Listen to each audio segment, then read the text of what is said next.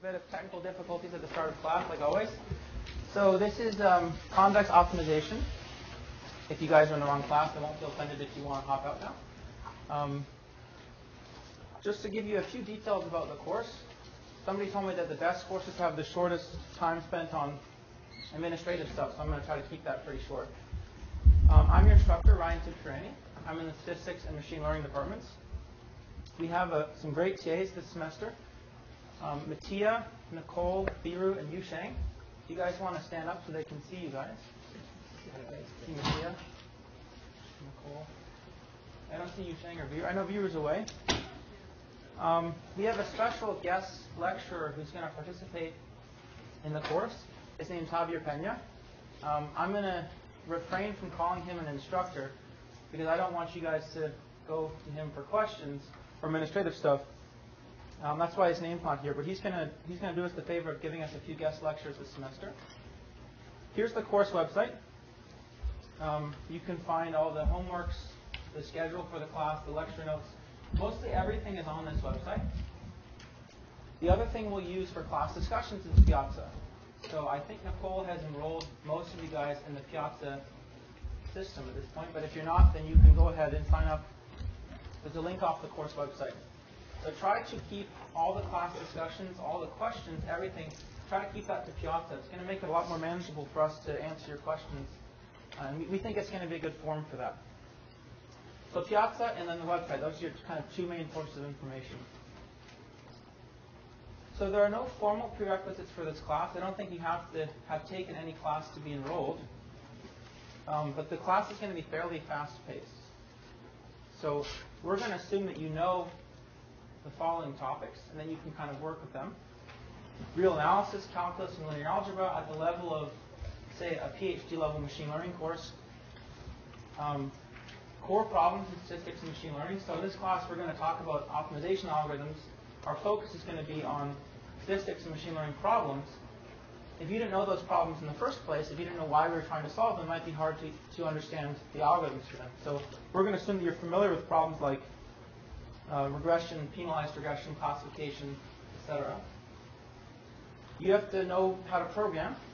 The language that you want to program in, we're not going to be so particular about. So we're going to support the languages MATLAB and R. Our TAs, between the four TAs, we have TAs that are experts in MATLAB and experts in R. If you want to program in Python, that's fine with us. If you want to program in some really obscure language that we've never heard of, then maybe check with us before you do the homework to make sure that we can understand your code. But we're pretty flexible on the language to choose. Like I said, we'll support MATLAB and R. So if you have problems in either of those two languages, we can help you. We're going to assume that you're familiar with basic data structures and computational complexity arguments like the running time of an algorithm, order notation, that kind of thing. And formal mathematical thinking, that's kind of very broad, but I think as we go through the first several lectures, you'll see what I mean. So if you don't feel like you're comfortable in any one of these things, that's okay. You can still catch up. Don't hesitate to talk to us, though, because we don't want you to fall behind early, be lacking in some key area, and then find it really hard to catch up in, say, the third or fourth week or something like that. Okay. What are you required to do in the class? We have 6 homeworks. So there's going to be roughly 6 units where we cover 6 different bundles of topics. There's going to be one homework for each of those units. We're going to have one midterm that's in class, one little test. So I've started calling it a little test because it is an exam towards the end of the semester, but it's supposed to be very easy, and it's small, so we're going to call it the little test. And you're going to have one project that if you're enrolled for 12 units, you have to do the final project, the course project. If you're enrolled for 9 units, you don't have to do the project. So that's where the difference in the units are. It's up to you. And this is something new this year. You're going to have many easy quizzes. And to stress how easy they're going to be, we're going to do one together. The first quiz we're going to do together at the end of this lecture. So we'll go through it together. The first quiz you're not going to have to do. But you'll see how easy they are. What's the setup is going to be is that after each lecture, we're going to release a quiz. That quiz is going to have about 8 questions on it. They're all multiple choice. It's on the web. And it's due at midnight the day of the lecture. So the first quiz would have been due today at midnight for all of you guys. 8 multiple choice questions, but we're going to do it together, so we're not going to count it. And the way the quiz works, it's some nice software that's written by Jeff Gordon, who's a faculty member of machine learning. It's a system where you can take the questions in the quiz as many times as you want until you get them right. If you get them right the first time, you get full credit. If you get them right on subsequent tries, you get half credit. So it's a very kind of relaxed quiz system. It's supposed to be just checking, did you go to the lecture or did you even flip through the lecture notes? Are you on track? So you shouldn't stress out about those. Scribing. Scribing is not technically required, but we find that it helps students a lot. It doesn't really do much for us as the instructors, to be honest. Right? Scribing is for you guys. You guys can have kind of a summary of each lecture. And the way we're going to make it work this year is that you can sign up for scribing on the course website. And you're allowed to scribe once per semester, and there can be 2 or 3 people who are scribing each lecture. And it can bump up your grade in boundary cases. So if you had a B+ at the end of the semester and you're right in the boundary, and you look back and you scribe, we'll bump you up to an A-. Okay, so it's going to be extra credit for people on the boundary cases. It's worth doing it. It helps you understand the lecture. And we think it's beneficial for you guys, so go ahead and sign up to scribe. These lectures are going to be videotaped, and we're going to post them on the course website. These are supposed to be supplements, not replacements for actually attending the lecture. So I definitely encourage you guys to come. It's a lot more fun when the class is full. It's very full today. I'm not sure we get any more full than this, but I wouldn't skip out on the actually attending the lectures just to watch the videos. It's much less fun. Auditors, if you guys are postdocs, faculty members, students from other departments, whatever, if you want to audit the class, that's totally fine with us. Please just sign up officially for an audit. It helps out the department. All right, and the most important rule, which is not really a rule, just a motto, is to work hard and have fun. Because I think optimization is a really fun topic. It's also a challenging course, but you'll get a lot out of it, we hope. Are there any questions before we start with the lecture? Since there are more people than seats, how will people on the waitlist be prioritized? That's a good question. So we have a lot of people on the wait list. We're going to basically descend in order. So the wait list has an order. We're going to essentially move through an order. The reason I say essentially is that we're going to give preference to people in statistics and machine learning. That's it. So we've managed to get most people in those 2 departments into the course. I think there are a few still on the wait list. After they get emptied from the wait list just moves in order. You can always come talk to us about how likely you think, or whether we think it's likely that you'll be able to get into the course offline. Although we can't really say. But if you're towards the end of the wait list and it's 70 large, then it's probably unrealistic. Other questions? All right, that was pretty good. I think that was about 10 minutes or less. So let's get to the fun stuff. This lecture is going to be mostly non-technical, just kind of motivating the course. We're going to see a very important result at the end that we're going to actually prove together. It's a fundamental result for optimization problems, in particular for convex optimization problems, but it's simple enough we're going to prove it at the end together. So in past years I've tried to do this motivation, like optimization problems are everywhere in every facet of life, but the truth is that I'm not really an expert in fields outside of statistics and machine learning. So I can really motivate optimization problems for these 2 fields, and that's what I decided to do now. They really underline most everything we do in these 2 fields. In many other courses, you might learn how to translate a conceptual idea or goal, like predict y from x, where y is, say, binary, into some kind of optimization problem. So the machine I build to predict y from x is built by solving an optimization problem of the form minimize some function, f of x, overall values x in some set D. In other courses, you learn how to do this translation. You've seen that a lot in 701, say. And if you, in stats, you might see that in 707. This course is going to teach you how to solve P, this problem, and also why it's important to solve this problem. Okay, so we're going to kind of dig into this idea of there's an optimization problem we want to solve. We're going to open up the black box. We're going to figure out how to solve this problem. We're going to see that there are many ways to solve this problem generically, especially if the problem's convex. And we're going to find that there are a lot of important things you get out of just solving it. It's not just to get the solution. You actually learn a lot in the process. So let's start with some examples of this translation. What are some problems that you guys learn in other courses that are say, some kind of statistical goal that are translated to optimization problems? What do you guys think?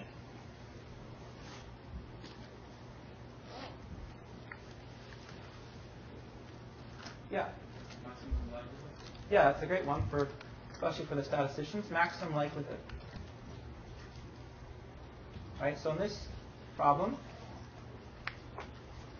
we write down an error model for the data, right? With some kind of data generating distribution. And in this case, it's not always about prediction. It's about parameter estimation usually. We want to understand some parameters of that distribution.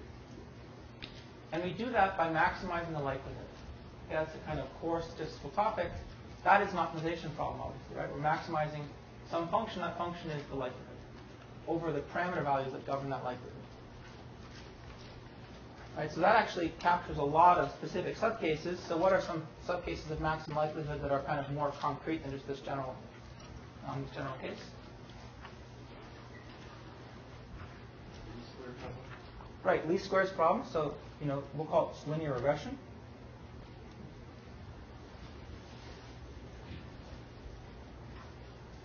Another one is logistic regression, right? So these are both cases of maximum likelihood that we do depending on the error model for our data. We perform linear or logistic regression. One is for predicting or parameter estimation for a real valued output. The other is for a binary output. What are other examples of optimization problems? There are tons. I mean, it doesn't have to be fancy. What do you guys think? Yeah. Principal component analysis. That's a good one. So this is not for prediction, right? But it's to do, in a sense, it's to do subspace estimation for our data. Right, so we're casting the problem of finding a subspace that has high variance as an optimization problem. And I think we'll actually visit that problem in a couple of lectures. And we'll, of course, visit linear and logistic regression in various flavors, penalized flavors soon as well. Other examples? Yeah. Yeah, that's a good one. It's an algorithm typically, or an optimization problem typically to build a classifier. Doesn't usually come with an error model for the data, so it's kind of outside the maximum likelihood scope generically. But it's an extremely popular and well-studied problem for classification, mostly in machine learning. Yeah. Kernel density estimation. Sure. Yeah, that one's actually a little bit interesting because we'll put a question mark next to this.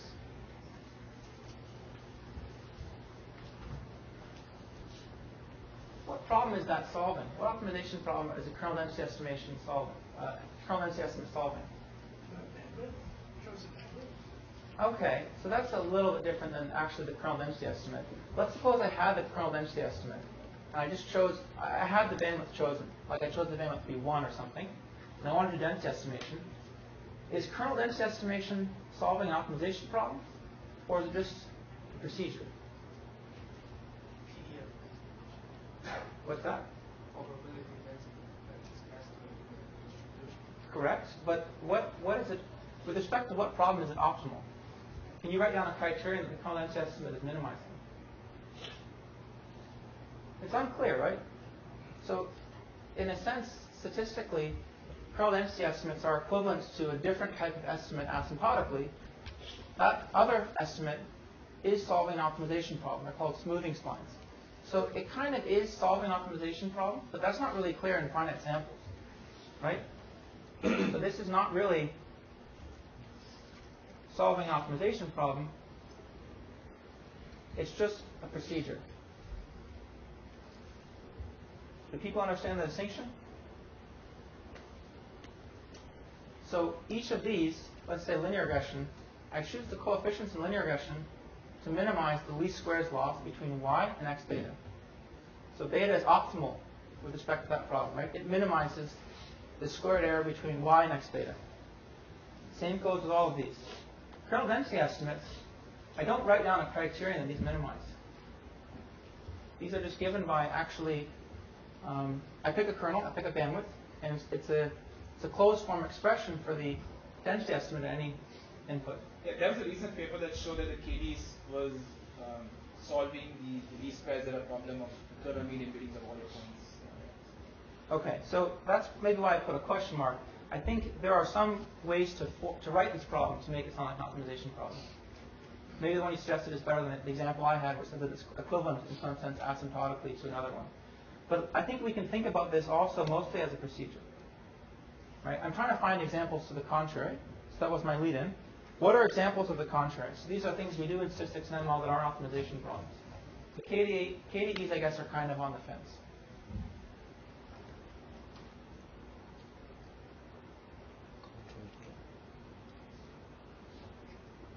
I'll give you a hint. How do we, let's say I have a classifier. I want to estimate its misclassification error out of sample. How do I do that with some data? Fixed classifier, I just want to know what its misclassification error is. Cross-validation, right. So is cross-validation, does the cross-validation estimate itself solve a particular optimization problem? Is it optimal with respect to some criterion? Not really, right? It's just a procedure. So it's the same thing. It's not really solving an optimization problem. Cross-validation, just for a fixed classifier, is just a procedure that we kind of know and trust to estimate its test error. So that's misclassification error for a classifier. Okay, and there are many other examples of this. For example, the bootstrap is another thing that we do commonly in statistics, and increasingly so in machine learning. And it provides us estimates for inferential quantities like confidence intervals. You can also use the bootstrap to estimate the misclassification error of a classifier. But it's not optimal with respect to some criterion. It's just a procedure.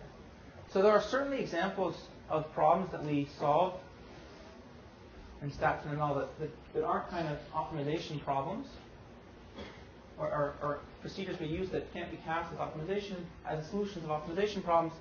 But it's much more common to look at these guys, right? I think people are a bit shy, but I think we could probably continue on with another 20 examples of things that we do in these fields that are optimization problems. But we would have a harder time thinking of things that we do that aren't optimization problems in this case. Okay. All right. So presumably other people have figured out how to solve these problems, right? Obviously, we're not the first to think about solving optimization problems. Statistics and machine learning are, in a sense, users of optimization. Classically, they're not developers of optimization techniques, right? That itself belongs to other fields. So other people have figured out how to solve these problems. Why is it important to us? Why should we bother? Well, here's two reasons. I think that there's a kind of two major reasons, but there's more. These are the ones you can think about for primary motivation. The first one is that different algorithms can perform better or worse for solving different problems. And this difference can sometimes be drastic. We're going to see an example of that in the next few slides. So if you understand the situations in which some algorithms work better than others, then you can actually, in practice, solve these problems more efficiently. Right? You wouldn't pick algorithm A to solve a problem if algorithm B, you know, is kind of better suited to the characteristics of that problem. And the differences between algorithms A and B can be enormous in practice. So that's why it's important to understand the landscape of optimization algorithms when you're looking at any particular problem in your research. Here's the second reason. It's kind of less obvious. So this one I think you could have guessed, right? Different things perform better or worse. We have many tools. We need to figure out which tools to use when. The second one is a bit less obvious, and that's the following. Studying this problem can actually give us sometimes a deeper understanding of the statistical problem that we're interested in. So this is where the optimization theory, or the optimization techniques, have kind of a feedback loop with statistics and machine learning. So understanding optimization can actually enable us to make more statements about the statistical problem that we're interested in. And we're seeing more and more examples of this as the fields of optimization in stat and ML kind of move forward. And I'm going to give you an example of that also in this lecture, so you can see what I'm talking about.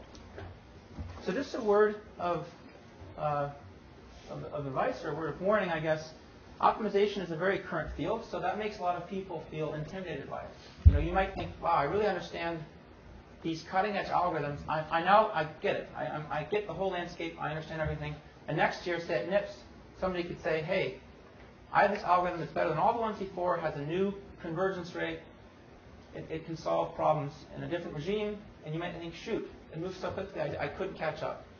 So it can be intimidating in that sense, but I think that actually that makes it very exciting. And that makes it worth keeping up with optimization, because there's still much room for progress. It's not an old field that's kind of done. It's not like calculus where people don't really develop calculus tools anymore. It's something in which there's still very much room for progress. And that's especially true at the intersection of stat and ML. That makes it very exciting to study. All right, so here's our first example. We're just going to kind of peer at this problem, peer at a few algorithms to solve this problem, and we're going to see that they perform very differently. So this problem is called linear trend filtering. And the setup is that suppose I have observations yi, and for simplicity, I'm going to assume that I observed yi at some underlying position xi, where xi is just equal to I. So across the evenly spaced positions 1 through n, I observed y1 through yn. Okay, and so let's suppose these were the sequence of observations that I made. The y's were just the height of these dots here, and x is along the x-axis. Okay, so across 1 through 1,000, you can think of these as time points. Across times 1 through 1,000, I observe measurements of yi. So linear trend filtering is an estimator that we might use if we believe that the sequence of observations that we're looking at is well approximated by a piecewise linear function. So we might think a priori that it would be a good idea to estimate the sequence by a piecewise linear function. Okay, and so how do we do this? Well, we can do this by solving an optimization problem. And this optimization problem, I think, is a clever one. It's also simple enough that we can understand, so that's why I chose it. The problem is to minimize the following criterion over all values of beta. So I'm going to estimate one value of beta, so beta I, for each observation yi. And I'm going to do it by minimizing this criterion. The first term in the criterion, there's two terms, is the least squares loss between each yi and beta I. So this is just saying that I want the points I estimate beta I to lie close to the measurements across all time points. So you guys have surely seen that in other examples, other courses. There's a second term, though, and this term is what gives us the piecewise linearity of beta. And that adds up for all I, so basically over all time points, the absolute value of beta I minus 2 beta I plus 1 plus beta I plus 2. And there's a parameter lambda that multiplies this term. Lambda is a pre-specified real number that we choose. It's positive. So think of lambda as like 20 or something. Okay? So for those of you that are familiar with the lasso, or say L1 penalization in other contexts, which we'll see in this class also, you might recognize that by solving this problem for a large enough value of this parameter lambda, I make lambda large, I'm going to enforce that many terms in this sum are exactly 0 at the solution. So I will get, right, the fact that I use that penalty tells me that for linear trend filtering, I will have beta I minus 2 beta I plus 1 plus beta I plus 2 equals 0 for many I. And the larger I make lambda, the more i's for which this is true. Okay, which i's for which this happens is chosen adaptively in the sense as we solve the optimization problem. So as we make lambda large, more and more of these terms get set to 0, but we're not explicitly controlling that. We're not telling this problem that we want to set it equal to 0 at I equals 10. Right? It just comes out of solving the optimization problem. What does this mean? If beta I minus 2 beta I plus 1 plus beta I plus 2 is 0, that's equivalent to saying that beta I plus 1 is equal to beta I plus beta I plus 2 over 2. Right? Which means that beta I plus 1 lies in the line that's defined by its neighbors. So in other words, there's a single linear segment between beta I plus 1, and beta I plus 2. So the larger we make lambda, the more linear triplets we get. Right? So if I make lambda really large, and this is 0 at a bunch of places, then I'll get something like this, okay, where I'm plotting the solution here for lambda equals, I think I just chose some value for visual purposes, say 20. And you can see that beta I plus 1 is exactly equal to the average of its neighbors, and for all I between 1 and approximately 200. And then at 200, I get the property that beta I plus 1 is not equal to the average of its neighbors. Right? Because for that particular value, it was important to minimize the data fitting term, this loss term, to make a break in the linear segment. Okay, so this is the solution to this optimization problem that I'm plotting as a blue line for some value of lambda. Okay, so it's nice. It gives us a nice estimate of the underlying trend. How did I get this? Well, I chose a particular method that we'll learn in class called the primal dual interior point method to solve this problem. And it was very, very fast for this problem. There were 1,000 data points here, which is not a huge problem, but it's not small either. So it's, the problem is 1,000 dimensional. And this interior point method took 20 iterations. It was very fast. It took, a fraction of a second on my laptop. I chose another algorithm that you may have heard of that we're going to learn as well, spend some time on. It's proximal gradient descent. And starting at the same point, at the same place as the interior point method, the same value of lambda, the same data, everything. I'm trying to just solve the same problem. I spent 10,000 iterations of proximal gradient, and that's what I got. Okay, and if we evaluated the criterion of this red guy versus the criterion of the blue guy, we see that actually the red guy is very far from optimal. So I didn't come anywhere close to minimizing the problem. So it was not a good choice in hindsight.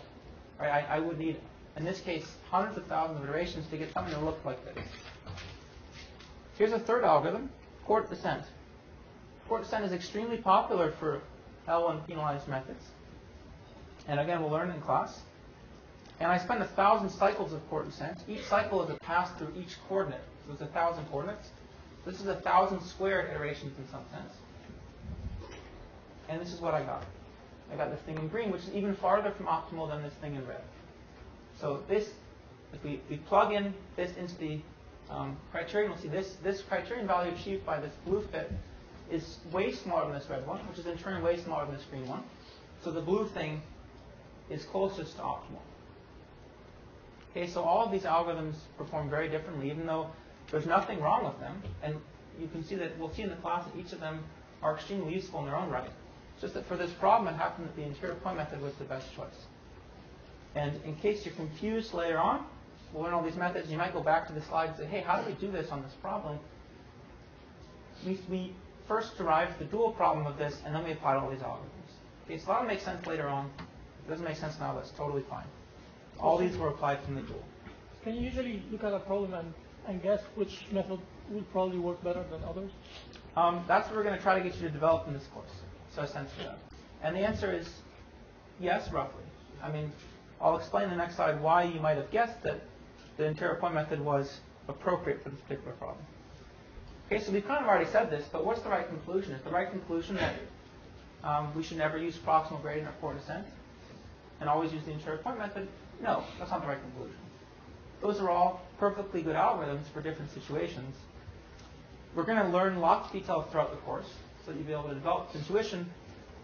But here's what the kind of intuition was going to be for this problem. The primal dual interior point method was fast in this case because the primal dual interior point method, in general, reduces to solving linear systems in the Hessian of the loss function. So once we go to that problem, that'll make sense. And in the trend filtering problem, those linear systems were very structured. Okay, so instead of solving like a big dense linear system, we were solving, in fact, banded linear systems here. So it's very easy to do that. So had you looked at the problem and written down its Hessian, you would have seen, this is banded. I can probably use an interior point method, which would have fast iterations because of the structure there. Proximal gradient is slow here because of conditioning. So actually, this problem is extremely poorly conditioned. If we look at the Hessian, again, then we'll see that it has a huge largest eigenvalue and a tiny smallest eigenvalue. So it's very poorly conditioned, and that really hurts proximal gradient. Okay, so again, we might have had a sense for that had we known the strengths and weaknesses of proximal gradient after we just looked at the problem and written down its Hessian. Court descent is slow here for a trickier reason. And it's a little more subtle. When we get to it, this particular topic, we'll go through this in detail, but coordinate descent can be fast if something that we call the active set is kept to be small. So coordinate descent iterates over an active set of variables. These are variables for which, in a sense, the solution is dictated by the presence of these variables. And the other ones don't matter so much. In this case, you would see that from the dual, the active set is huge. So actually, it's just really hard to use coordinate descent in this case. Okay, so we'll come back to this problem later in class, and I encourage you as we go through these algorithms in class to come back to this first lecture and see if this makes sense to you. But that was the rough conclusion. Any questions about that? Yeah. But frame the problem as you mentioned, where we traded off for the extent of linearity. Why couldn't we instead say that? Well, I'm actually asking a question about framing the problem. I don't know if that's the ambit of this course. But say I know I'm going to take this wise linear parts, and I'm going to say I want to change my knee points around, and I'll have parameter based on the number of knee points I'm going to have. So yeah, so to first answer your meta question, yeah, it's not the intent of the course, but I do welcome questions like that, because this is a stats and ML course, so I want to talk about stats and ML problems. So if it ever gets to the point where we spend most of the lecture on a kind of statistical question, then I'll probably change focus, but there's no problem asking those types of questions. And then to get to the actual question, that's a way to do it. So I could say that, you know, I have parameters for change points, I'll estimate them, and in between them I'll just fit a linear segment. That problem is going to be hard to frame in a convex way. Okay, so in particular, the locations of those change points are discrete, right, because I have discrete data points. So that's going to already make things hard. This kind of does it automatically for us. So the change points here are dictated by the size of lambda, and the locations are chosen to best fit the data. So it kind of does it in a way that seamlessly takes care of this problem. I'm not sure that we'll revisit this particular estimator trend filtering in detail, but if you want to read more about it, there are some references there, and it has quite nice statistical properties. Kind of does it automatically. Good question. Any other questions? Yeah. So in the comparison that you showed, you kept lambda same for all three methods. Right. But your objective was basically to get something as close to linear while minimizing the least square objective. Does it make sense that different methods would do better with different lambdas? That's a great question. That's absolutely true. So lambda here affects the conditioning of the problem, and it also affects the size of the active set for coordinate descent. So yeah, it's true that for different values of lambda, these algorithms will form differently. I chose a value of lambda that was statistically reasonable, right? We know that when solved properly for this value of lambda, we get an estimate that's statistically reasonable. So I said, let's suppose we're interested in that. In that case, for this particular problem, the interior point method was, in a sense, the best choice. If we made lambda a lot smaller, if lambda was very, very small, then what would happen in this problem is that we get a lot more breakpoints, right?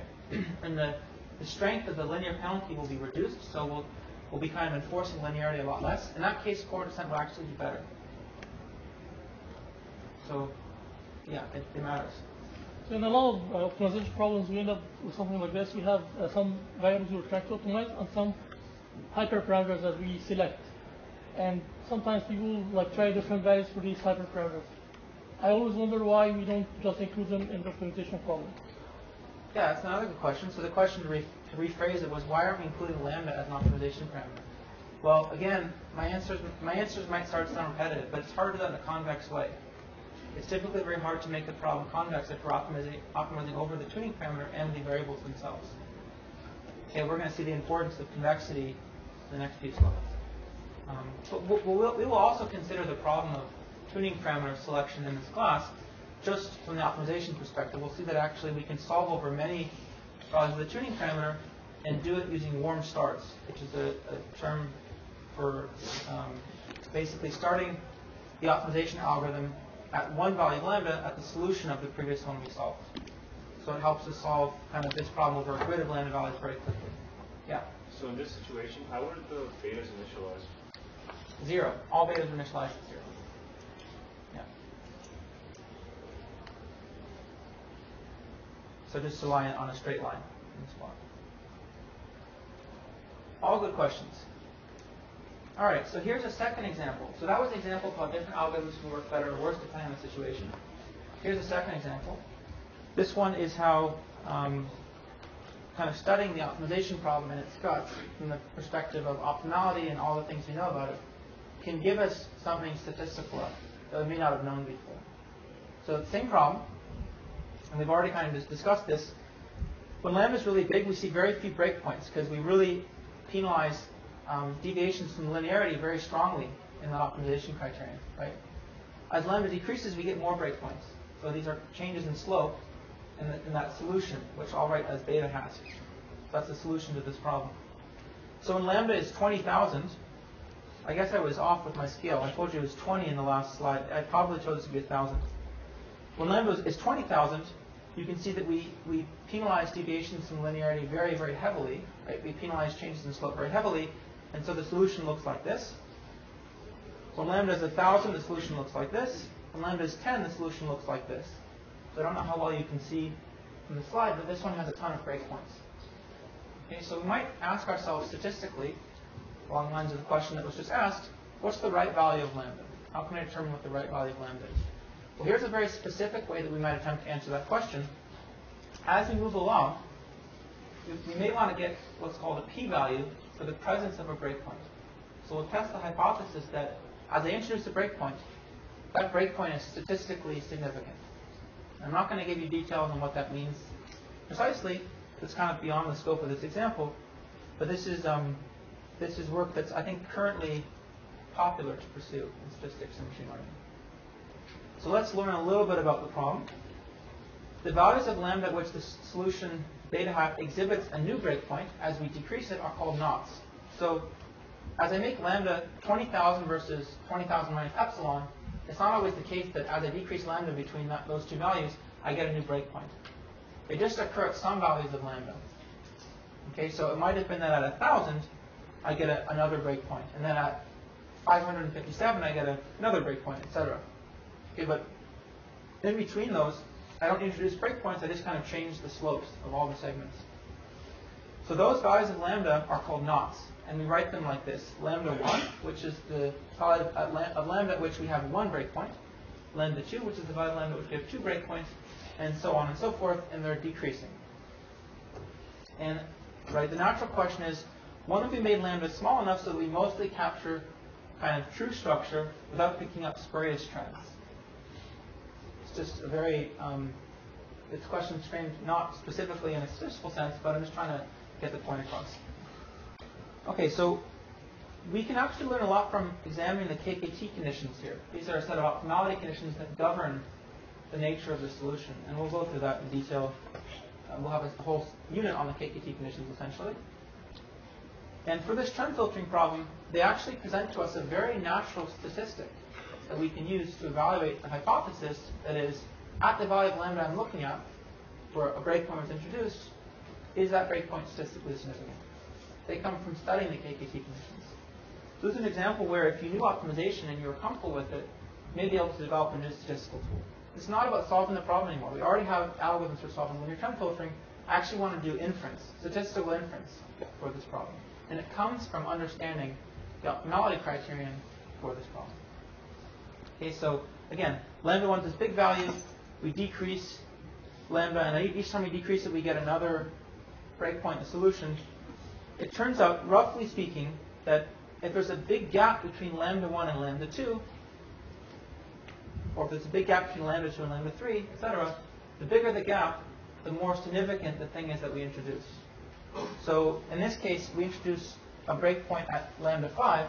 That was our fifth breakpoint. The next value of lambda 6, at which there was a sixth breakpoint introduced, there was not a big gap between these two values. So that's statistical evidence against the significance of the fifth breakpoint. Okay, and this can be made precise as a statistical test. But if there's a big gap, say between lambda 2 and lambda 3, that's statistical evidence that the second breakpoint was important, in a sense. Yeah. How do we decide whether the gap is big enough? Is there a threshold, or do we measure something relative? Yeah, so there's a particular statistic we form that's based on the gap, and we compare it against the null distribution. So it's in the form of a kind of a classical statistical hypothesis test. So here's the p-values from our previous example. You can see that the first two p-values are essentially at 0. Okay, so I actually ran this on this example that I showed you. The first two p-values were essentially at 0. And actually, I'll tell you the first two breakpoints that are introduced, they were this one and this one. So they're really significant. The third breakpoint, the third p-value we see corresponding to the third breakpoint is like 0.8, essentially. Why is that? And then the fourth one is essentially at 0. Why is that? Well, if you look very carefully, if I can do this without screwing up, you'll see that actually there were two breakpoints here that the optimization algorithm shows. The third one introduced was this one. The fourth one introduced was this one.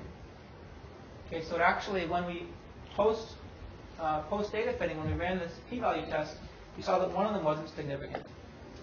Okay, so that was very useful. Right, we had 4 breakpoints. 1 and 2 were very significant. 3 was not significant. 4 was. That's why you saw in that p-value plot, right, the third p-value was very large, and the fourth one was small.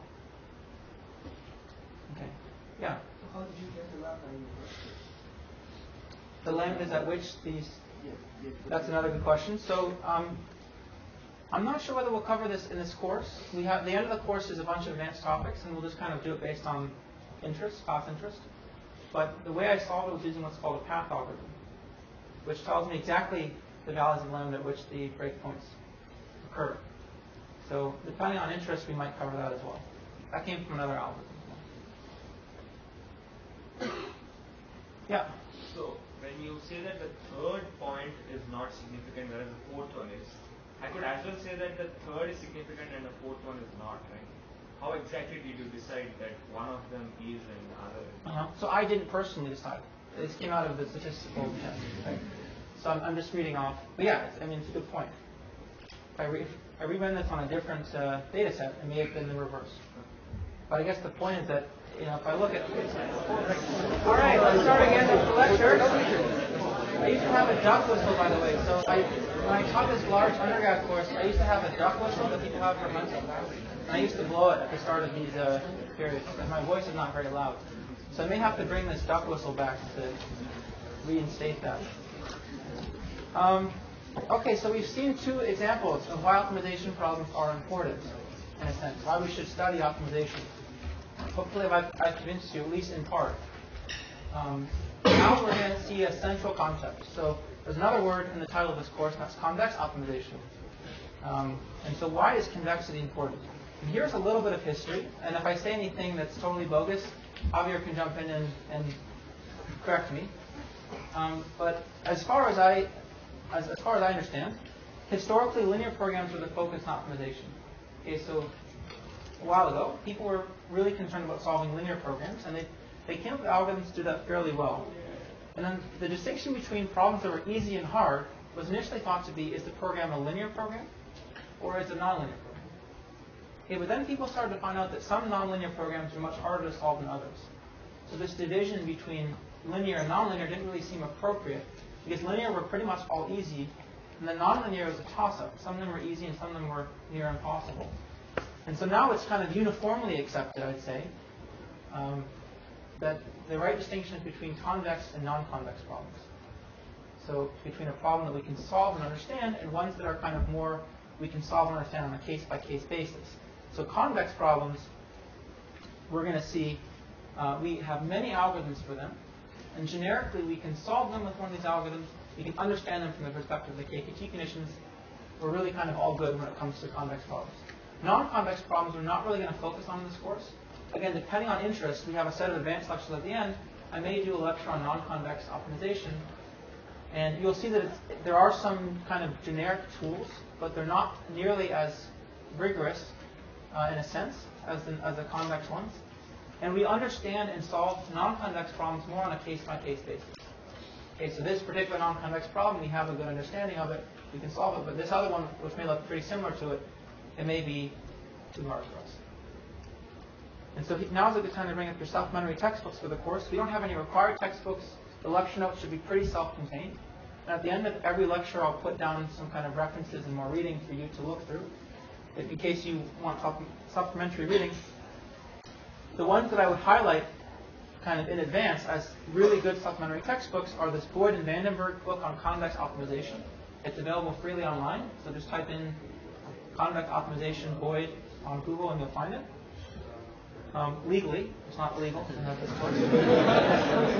I think people can probably find any book that I list here in another way. This one is a very kind of broad introduction to convex optimization that doesn't focus on all of the mathematical details that we'll have in this course. So, for example, a huge thing that we study in this course is going to be subgradients. They don't even talk about subgradients in this textbook, so it doesn't have everything. But it's a very, very good textbook nonetheless. Another textbook that I personally like very much, but I think would be hard as an introductory textbook, is this convex analysis book by Rockefeller. So this is a mathematical reference that is really more of a math textbook, but in a sense it has everything. So if you want to know about subgradients, that's the place to look. If you want to know about the KPT conditions in more detail, that's the place to look, etc. So I would start in Boyd and Vandenberg. If you don't find it, I would maybe look at some of the other popular ones that Javier will list at the end of some of his lectures. And then I would end up at Rockefeller if you haven't found it in those other textbooks. Or you can, of course, come and ask me or the TAs as well. But in my experience, Rockefeller has a lot of good information. It's just a little bit harder to read. So convexity is an important topic. There's really kind of two staples of convexity: convex sets and convex functions. And the next lecture, so I guess Wednesday of this week, we're going to go through convex sets and convex functions in detail. I'm just going to give you the definitions now because we're going to use them in a second to prove something. So, right, convex set is a very basic concept. I think you guys have seen this probably in other courses. What does it mean? Well, set C is called convex if I take any 2 points in the set, x and y, and I look at the line joining those 2 points, and that line lies entirely within the set. Okay, so in this example, right, I have this polyhedron here. If I take any 2 points in this set and look at the line joining them, so this is x and that's y, how do I parameterize, first of all, the line joining these 2 points? I write it as tx plus 1 minus ty, where t is a number between 0 and 1. As t varies between 0 and 1, I get all the values in this line segment. If that's entirely contained within the set is called convex. That's the definition. This is an example of a non-convex set, this one here on the slide, right? Because I took those 2 points, say x and y, and at some values of t, this line segment escaped the set. How about a convex function? I think it's also something you guys would have seen in other courses. But a convex function is one that goes right from Euclidean space to R. So convex functions, as far as we're concerned, are always real valued. So they always give us real outputs. They could take as arguments, vectors in Euclidean space, but they're always real valued. Such that its domain is a convex set. So the domain of the function, by the way, the domain of a function, just notation, is a set of all x for which f of x is defined and finite. So for example, the domain of the log function is positive reals. Right? I can't evaluate log at a negative real number. So the domain of the function has to be a convex set. That relies on the definition of convex sets up here. And furthermore, the function has to satisfy this property that if I take any 2 points in y, x and y, and I evaluate the function at some point on the line segment between x and y, so it's f of the argument tx plus 1 minus ty, and that has to lie below the line segment joining f of x and f of y. Right, so here's the picture. And by the way, a lot of the pictures I'll take are from this Boyd and Vandenberg textbook. So if you recognize them, that's because a lot of the pictures I'll take will be from this textbook. If I take f of x and f of x and y and f of y, and I look at the line segment joining those two, right, the function has to evaluate to some value below that line segment. That's what this definition is saying. All right, so convex sets and convex functions. Hopefully that was clear. Like I said, we'll spend an entire lecture on them next time. So what's the convex optimization problem? Well, first, we'll just write down the generic form of an optimization problem. An optimization problem is one of this form. So I'm minimizing some function f of x. We call it usually the criterion function, subject to the constraints that a bunch of functions gi of x have to be less than or equal to 0 for a bunch of I. So I could have m such functions gi. And hj of x have to be equal to 0 for a bunch of functions hj. Say I have r of these functions. That's what an optimization problem looks like in its generic form. What is d here? I'm minimizing over all values x and d.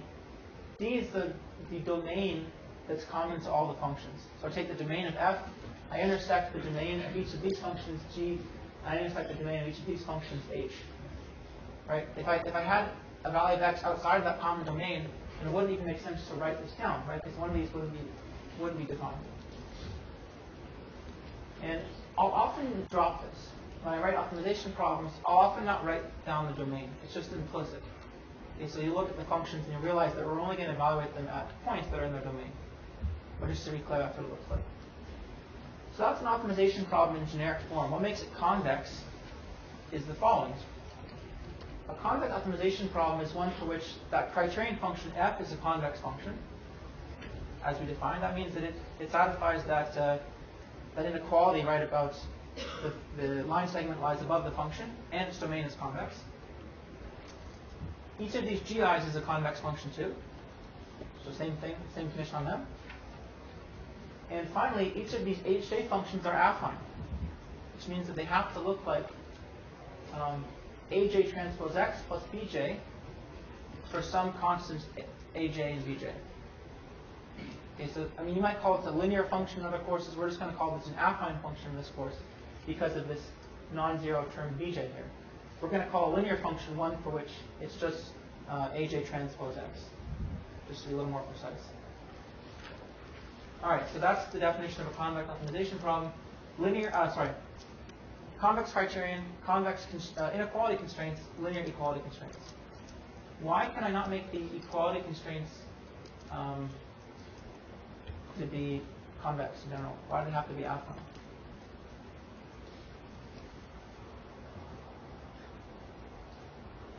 So the answer I'm looking for is not really a very deep one. It's a bit of a, it's just like a bit of logic. So I'll give you a hint. What happens if I took a constraint that looked like hjx equal to 0, and I wrote it as two inequality constraints, hj of x less than or equal to 0, and minus hj of x less than or equal to 0. I can always do that. Those are equivalent.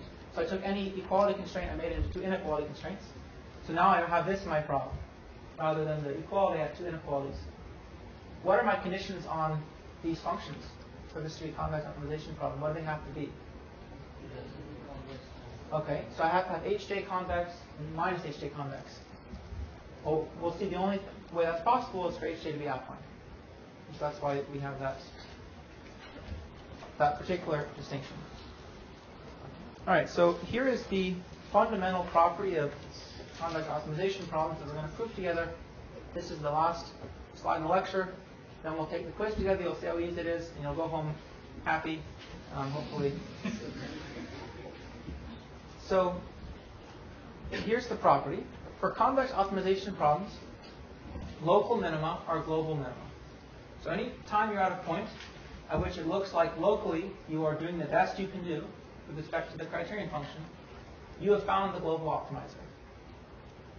That's a great property of convex optimization problems. And it's not true for non-convex ones. Okay, so here's just a picture. If we have some kind of algorithm that shoots us downhill, right, always pushes us downhill, and we get to a point at which we cannot go downhill anymore, because in any direction we look, the function is only higher, right? And if we're solving a convex problem, that means that we have the solution. So here's a picture of a convex criterion over two variables. So it's a function from R2 to R. And you can see that this point is the global optimum. It's also locally optimal, but that implies global optimality. That's not true for non-convex functions, right? So non-convex functions can have lots of local minima. So here's an example of a non-convex function in 2 dimensions. And if I extended this function out and if I drew more of the function for you, and you'll see that actually this is the local optimum, but it's not globally optimal. Okay, the global optimizer, I'm not even sure where it is. It might be somewhere off the page. There could be lots of local optima. So what does that mean formally? Because we're going to actually try to prove this. Well, we're not going to try to prove it, we're going to prove it. A local optimizer is something that satisfies the following conditions. If a point X is feasible, which means that it satisfies all the constraints that we wrote down, that's what a feasible point means, the optimization problem, and it also has to, of course, be in the domain common to all the functions. And it minimizes the criterion function in a local neighborhood around X. So that means that f of X is less than or equal to f of Y for all feasible points Y that are at most some positive distance rho from X. So if I draw a ball around X of radius rho, I look at all the feasible points in that ball. If all those feasible points are at least as big as f of as X in terms of the criterion value, then we call X locally optimal. Right, that's what a local optimality point is, a local minima. For convex problems, if any point X satisfies this, it's automatically globally optimal, which means that it's, of course, less than or equal to f of Y for all feasible points Y. Okay, so the claim is that this implies this. All right, so let's prove that. There's only a couple steps, and they all rely on the definition of convexity. So here's X. Okay, and let's draw this ball of radius rho around X. And we're given that if I evaluate the function at X, then it's smaller than or equal to when I evaluate the function at Y for any points in this ball. As long as those points are feasible, right? So there's some feasible that I'm going to intersect with this, but I'm not going to draw that as part of the picture. Let's suppose in order to achieve a contradiction, this is going to be a proof by contradiction, that there's some point that has a smaller criterion value than f of X. Okay, we'll call that point Z.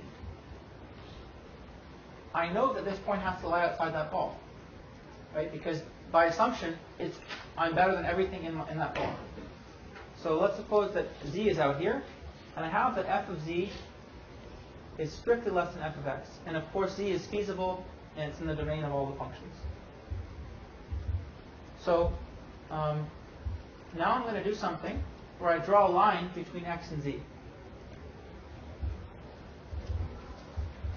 So let's argue in 3 steps. First, I'm going to claim that any point on that line segment between X and Z is feasible.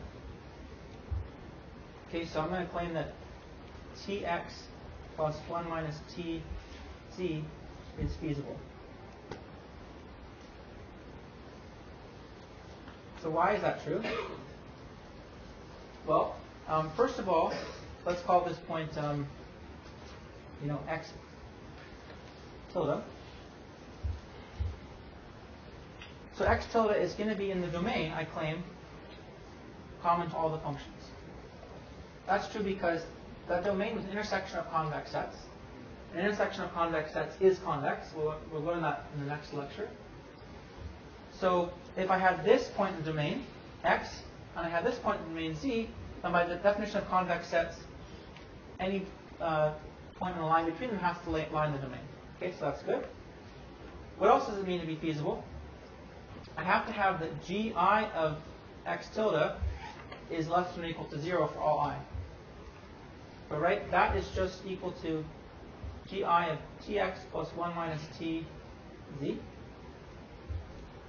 Right, and by the definition of convexity, because G is a convex function, Gi is a convex function, this is less than or equal to T times Gi of X plus 1 minus T times Gi of Z. And each of these is less than or equal to 0. T and 1 minus T are both on negative, right? So that's going to be less than or equal to 0. So, all right, great. X tilde is, satisfies all the inequality constraints. How about the equality constraints? Well, that one's easy, right? Because it's the same thing.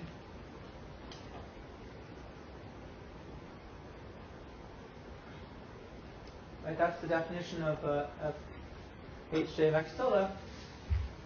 And if we expand this out, we'll just see that's equal to 0 plus 0, right? Because AJ transpose X plus BJ is 0, and AJ transpose Z plus BJ is 0. All right, great. So X tilde is feasible. That's good. So that means that if I look back at this picture, any point on this line is in the feasible set. Now I'm going to do something else, which is I'm going to try to choose a value of t that is large enough so that I get a point inside this ball. Okay?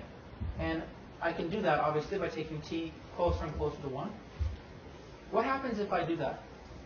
What's going to happen to that, that point? So we're going to choose t big enough. We can't see that. Thank you. If I ever get off the page, just give me a holler. Choose t big enough so that x tilde, which is tx plus 1 minus tz, is in the ball. And I'll let you, if you want to make that more precise at home, go for it. You can just find a value of t that's defined from the row, and x and z to do that. Okay, so, but at least you should see, intuitively that's possible. What happens when I do that? What's the problem now? What am I going to do? Right, so I'm going to evaluate f of x tilde.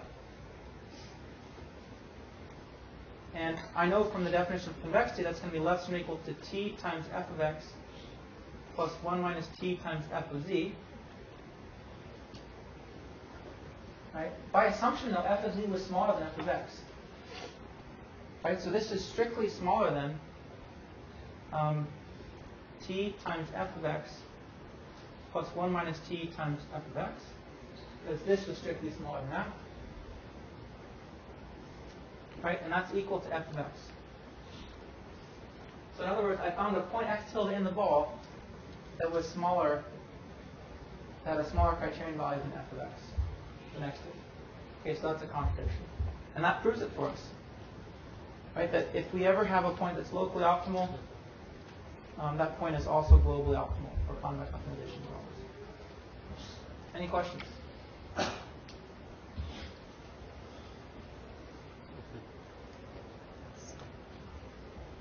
Great. So I think we all got that. That's probably the easiest thing we'll prove all semester. Although I have to say that the KKT conditions in duality have very simple proofs too, but they're hard to understand. In it, you need to pick the t less than 1. True. That's true. So I also need t to be t less than 1, big enough. And bigger than 0.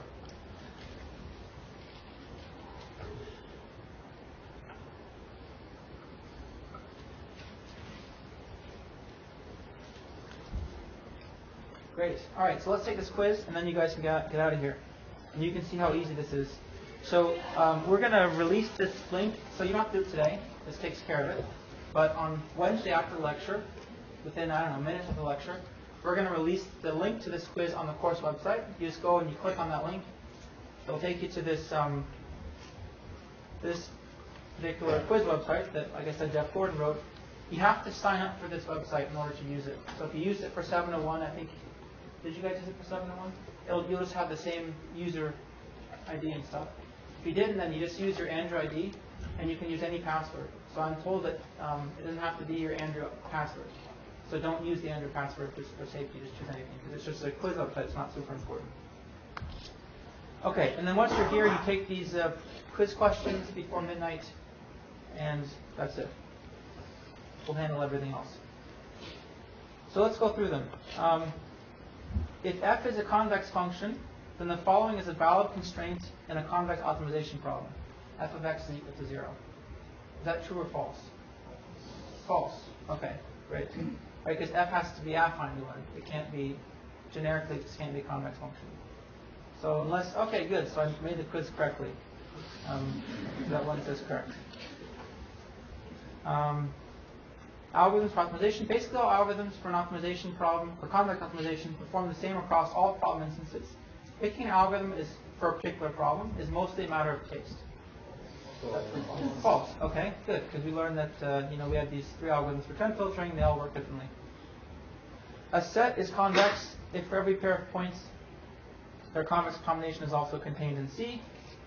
Formally, this means that Tx plus 1 minus Ty is in C for all t between 0 and 1. Tx plus 1 minus Ty is in C for all real valued t's. Or Tx plus Ty is in C for all t between 0 and 1. Which one? First, second, or third? First one. Okay, so let's suppose my finger slipped. I meant to put the first one. Oh, it's wrong. Okay. So at this point, you can say, oh, okay, well, let me see. I'll try this one even. No, that's wrong too. So I go to the first one, and I click correct, and I get half credit. Okay, so that's the worst that happens. And I definitely do not want you just to go through and try everything. But it's worth trying to get the questions right, but not supposed to be hard questions. A convex function must be defined on all of Rn. Is that true or false? False, right? Because we said that a convex function could have a domain. I wrote that down here.